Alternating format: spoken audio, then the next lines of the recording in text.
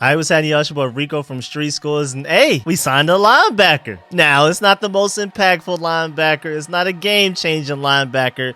It may not even necessarily be a starting linebacker. Oh, I just got a notification that hurt my heart. The Dolphins have agreed to a one-year deal with David Long. That was my favorite linebacker option in free agency. I am sick. But regardless of that, right now, the Commanders just recently signed former Seahawks linebacker Cody Barton to a one-year fully guaranteed deal. I'm pretty sure it's very cheap. I'm pretty sure it's in the structure of a one-year prove-it deal. So it's like go out there, ball out, and earn your next contract. So we're going to get him at his very best because he's going to do everything in his power to get that next contract, that next potentially big contract if he plays well enough.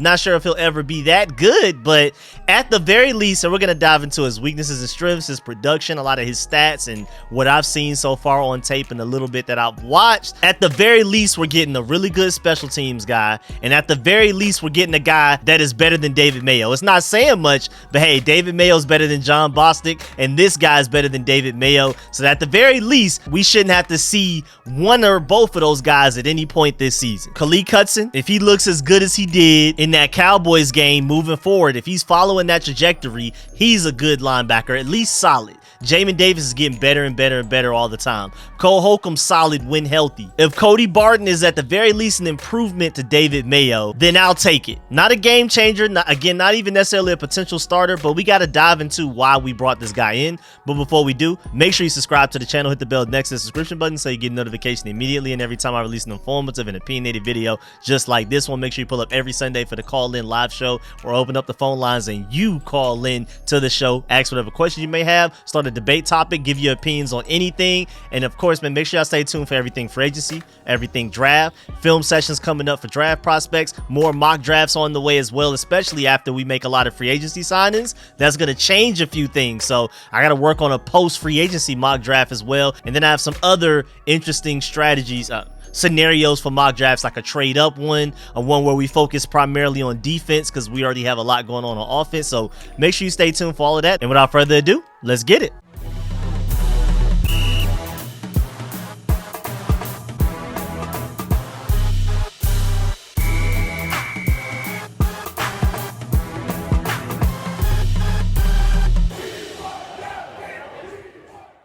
All right, so first of all, looking him up on YouTube, you see a Seahawks YouTube channel talking about they need to re-sign him. Like, he really wanted Cody Barton back, and he shows his highlights, and the highlights are pretty good because he's the type of guy, we're going to get into this when we get to weaknesses and strengths, but he's one of those guys that has flashes.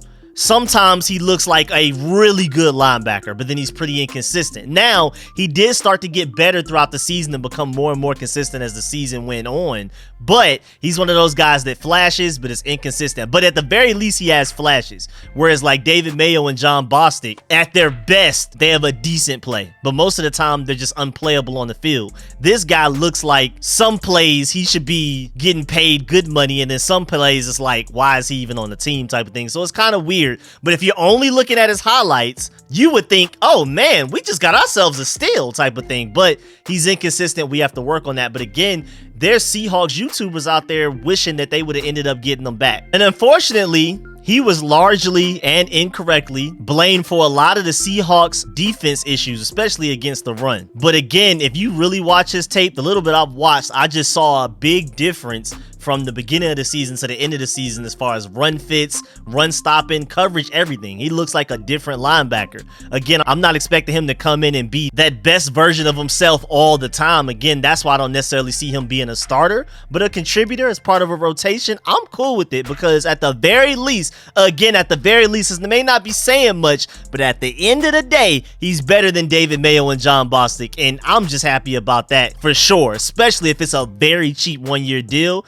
Hopefully before I'm done recording and editing this video, we get the information on how much money it is, but I'm pretty sure it's extremely cheap. He's a solid depth signing, and honestly, the day that we signed him today, he's probably our best coverage. He's our best coverage linebacker. Definitely better than Cole Holcomb. Jamin Davis may have a higher ceiling, but as far as purely what's on tape, he's definitely better than, again, easily David Mayo and Jon Bostic. That's not saying much, but he's better than Jamin Davis so far from what we've seen on tape.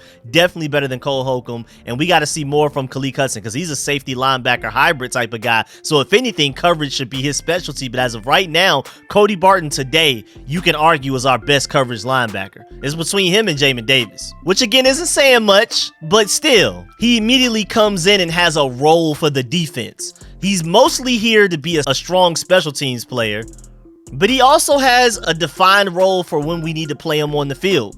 If we're going small ball, we're going nickel dime, and we just want to have like maybe a couple of linebackers on the field, it would probably be Cody Barton, Jamin Davis, Khaleke Hudson, like a mix of two of those three guys or something like that. But then again, I don't necessarily see them taking Cole Holcomb off the field for any reason, because when he's healthy, he plays 100% of snaps. But either way, you're at the very least getting a guy that can cover and that has improved as a run stopper throughout the season last year for the Seahawks, like notably improved. I mean, he has one play against the Cardinals from last year where he's following the slot receiver number 14 on a go route step for step all the way to the end zone out of the slot. And again, maybe Jamin Davis can give you that. Maybe Khaleke Hudson, if we can see him truly reach his potential as a safety linebacker hybrid type of guy. But the only guy we know on tape that is currently on our roster that can do something like that is just Cody Barton. So there's definitely a specialist type of thing going on right there. He's 26 years old, which is not old. Still loads of potential, still time to develop him and for him to become even better.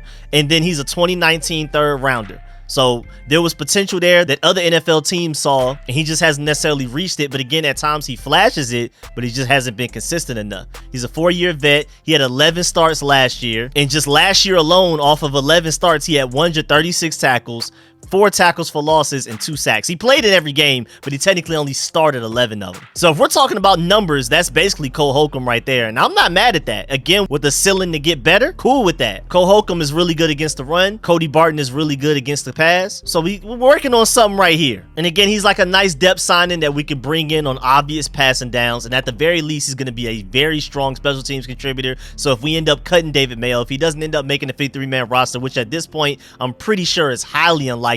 Again, with Khaleke Hudson, Cody Barton added into the mix, Jamin Davis and Cole Holcomb already there. Well, we still got to re-sign Cole Holcomb. I'm talking about Cole Holcomb as if he's on the team, but I'm pretty sure we're going to end up bringing him back because Cody Barton, signing him doesn't stop you from bringing in Cole Holcomb back. Cody Barton does not impact the team in that way. But either way, with the way that this team is situated, with all of the special teams guys we have that are contributing from different positions on the team, most notably Cody Barton, David Mayo, if anything, maybe would have stayed around because of his special teams ability, but Cody Barton has that as well. So we don't necessarily need to force keeping a David Mayo. And there's definitely no reason at all to bring a Jon Bostic back at this point. He also had 2 interceptions last season, so man, take note of that. And this guy played the 3rd most snaps by any linebacker for Seattle last year and played the 2nd most snaps of any player on the entire Seahawks teams last season. So again, at the minimum, you're getting a really good special teams player, and you're also getting a better coverage linebacker than anybody we currently have on the team that's improved in run stopping. He's getting there. Now, Pro Football Focus wise, he's coming off of his highest overall grade since he's hit the NFL. And again, he's never been a full-time,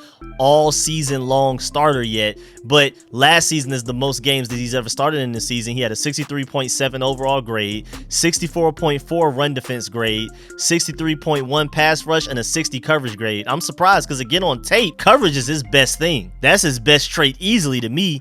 But the fact that he has a 64.4 run defense grade is definitely good news. And that 63.7 overall grade would put him as the 42nd best linebacker in the NFL behind Cole Holcomb. So again, this is just depth and special teams. First of all, this does not stop you signing another linebacker in free agency. It does not stop you from bringing Cole Holcomb back. And it definitely doesn't stop you from drafting a linebacker in one of those higher rounds this upcoming draft at all. But I like the signing, especially a 1-year, very cheap prove-it deal. For sure, I'm down with that. Nice little solid signing. Nothing amazing, nothing game changing, but cool. And somebody did like a season review on him. They said entering training camp as a lock to start next to Jordan Brooks. Barton endured some early season struggles executing run fits and working off of blocks, leading to a handful of games with diminished playing time in favor of nickel and dime packages with additional defensive backs on the field. But his season turned the corner around the midway point, and he wound up returning to a much larger role in the second half as Seattle pushed for a wild card spot,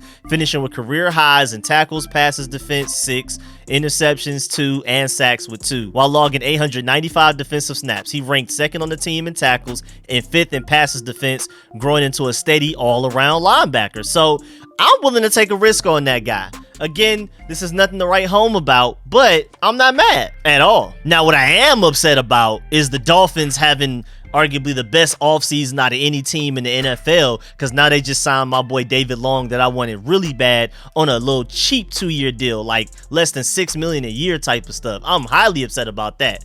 But signing Cody Barton doesn't make up for that at all, but it's a decent signing, isolated in a vacuum away from the fact that David Long just got taken by the Dolphins. But hey man, at the end of the day, the Commanders had 3 needs. The 3 biggest needs on the team coming into today were offensive line, cornerback, and linebacker. They signed 2 potentially starting offensive linemen. At least one of them will start. 2 corners. Danny Johnson's going to contribute. Cameron Dantzler may contribute, and we'll see. He has the potential to start, but it's not very likely. And then a linebacker that has some potential to contribute as well, but probably won't start either. So out of the 5 guys we've signed, 1.5 starters, but everybody has the potential to contribute a lot and may even grow into a starter. We brought in a lot of ceiling today. We brought in a little bit of floor as well, but we brought in quite a bit of ceiling. But yeah, man, that's the end of this video. Please get in the comment section. Let me know how you feel about everything discussed in this video. Please leave a like in this video if you liked it, if you learned anything. As always, man, I appreciate all the support, man. Shouts out to all of my sponsors, especially my Pro Bowl sponsors, whose name you see scrolling on the screen right now. Let me know how you feel about Cody Barton getting signed by the Commanders. Let me know how you feel about David Long going to the Dolphins. I'm sick. Let me know how you feel about all of these signings so far. And again, I'm gonna keep you updated on everything the Commanders do. So stay tuned. I'm even working on a video about the rumors and reports that we're interested in some top name players on other teams right now. So stay tuned for that coming out later. And I'm gonna catch y'all later. I'm out.